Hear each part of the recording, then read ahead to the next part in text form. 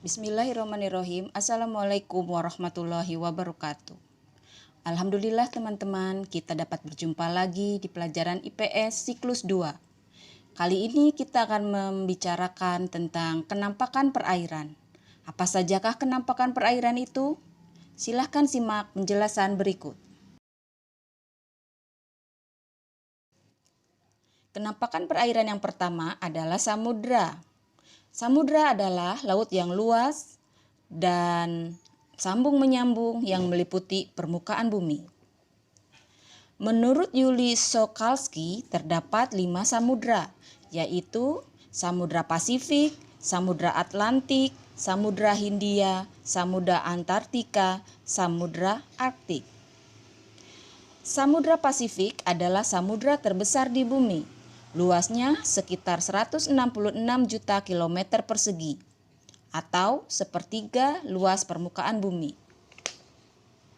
Samudra terbesar kedua adalah Samudra Atlantik. Luasnya 82.443.000 kilometer persegi atau seperenam luas permukaan bumi. Samudra terbesar ketiga adalah Samudra Hindia. Luasnya sekitar 73,6 juta kilometer persegi atau 20% luas samudra di bumi. Keempat adalah Samudra Antartika yang juga dikenal dengan Samudra Selatan. Samudra ini mengelilingi kutub selatan. Samudra kelima adalah Samudra Arktik. Adalah samudra yang terletak di kutub utara. Merupakan samudra terkecil dengan luas 14.090.000 kilometer persegi.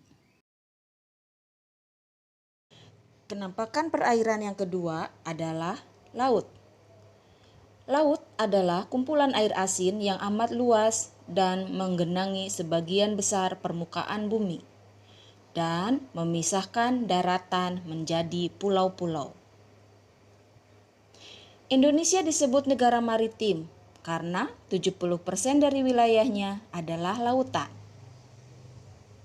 Indonesia memiliki garis pantai terpanjang kedua di dunia.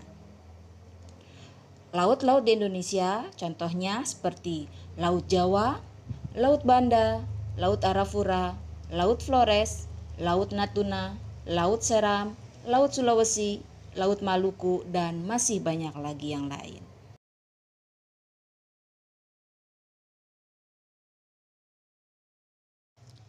Kenampakan perairan yang ketiga adalah selat. Selat adalah sebuah wilayah perairan yang relatif sempit yang menghubungkan dua bagian perairan yang lebih besar. Dan karenanya, selat terletak di antara dua permukaan daratan yang berdekatan. Fungsi selat. Yang pertama, sebagai jalur transportasi laut. Yang kedua, sebagai sumber perikanan yang melimpah. Ketiga, sebagai pusat perekonomian masyarakat.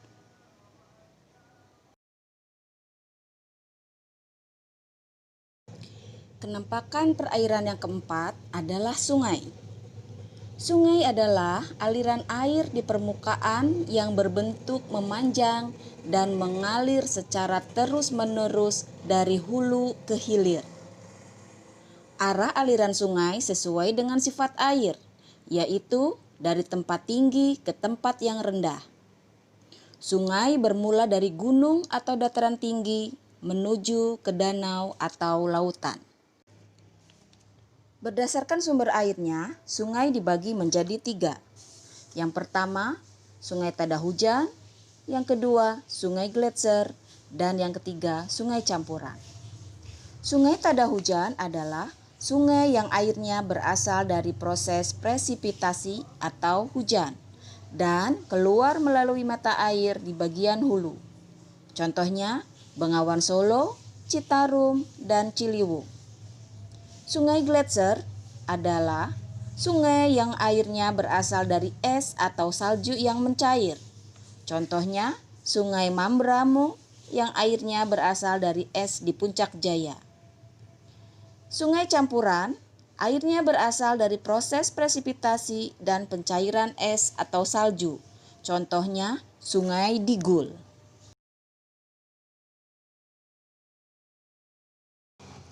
Kenampakan perairan yang kelima adalah danau. Danau adalah genangan air yang luas dan dikelilingi daratan. Berdasarkan proses terbentuknya, di Indonesia terdapat 4 jenis danau. Yang pertama, danau tektonik, yaitu danau yang terbentuk karena adanya proses perubahan bentuk kulit bumi. Ketika gempa, kulit bumi bisa patah atau bergerak. Akibatnya, permukaan tanah amblas dan menjadi cekung. Cekungan ini kemudian terisi oleh air dan terbentuklah danau. Contohnya, Danau Tondano, Danau Singkarak, Danau Towuti, Danau Tempe, dan Danau Poso. Yang kedua adalah danau vulkanik atau disebut juga Danau Kawah, yaitu danau yang terbentuk dari hasil aktivitas gunung berapi. Ketika gunung api meletus, batuan yang menutup bagian kepundan atau kawah akan terlempar dan meninggalkan bekas lubang.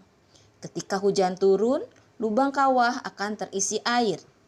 Contohnya, Danau Kerinci, Danau Kawah Bromo, Danau Gunung Lamongan, Danau Batur, dan Danau Kelimutu.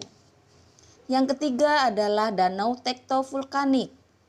Adalah danau yang terbentuk karena gabungan proses tektonik dan vulkanik. Ketika gunung api meletus, sebagian tanah dan bebatuan yang menutupi gunung longsor. Longsoran ini membentuk cekungan. Contohnya Danau Toba. Yang keempat adalah waduk atau bendungan, yaitu danau yang terbentuk lewat pembendungan aliran sungai. Contohnya Jatiluhur, Waduk Saguling, Waduk Gajah Mungkur, dan Waduk Kedung Ombo.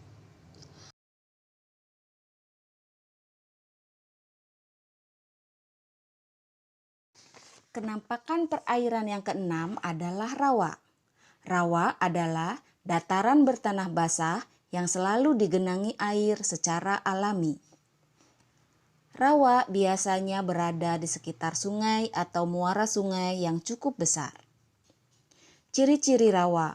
Yang pertama adalah airnya berwarna cenderung keruh.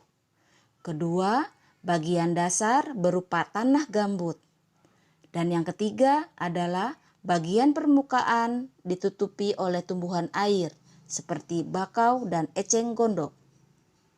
Manfaat rawa adalah sebagai cadangan air. Kenampakan perairan yang ketujuh adalah teluk.